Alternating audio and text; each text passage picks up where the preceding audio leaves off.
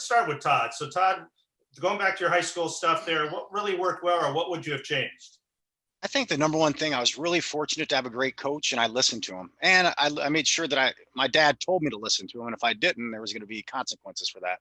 So Dave Bork was a heck of a coach. He ran with a couple of Olympians at Miami of Ohio. So Jack Batchelor was one of the guys he ran with in college. And so he took that type of mindset, that type of work ethic. And when I first joined the cross country team and as a sophomore, he's like, he would always hand us a training log at the beginning of each season or in the summer. And he would say, put your goals in there and how are you going to get there? And, my sophomore year, I said, well, I want to be an all-stater. And he's like, well, you're going to have to run 500 miles over the summer. I ran 500 miles. I didn't hit the goal that I wanted. I missed it by one place, but I got pretty far.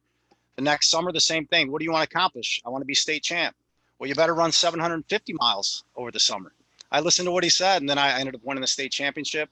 And then my senior year in high school, to get ready for Foot Locker, he asked me my goal going into my senior year.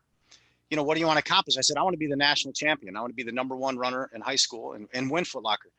And he scratched his head. He goes, you know what? He goes, you're a hard worker. He goes, I want you to run 1,000 miles over the summer, which ended up being about 85 miles a week. But I just had a great coach and a great structure. And I had a great dad and mom that guided me. And I just listened, man. There's a lot of people that question, and some kids are in a bad spot maybe in their high school program. But I was just really fortunate to have a good program and good family and friends that supported me. That's great. Ryan, what about you? I'd say this, and you have to work extremely hard.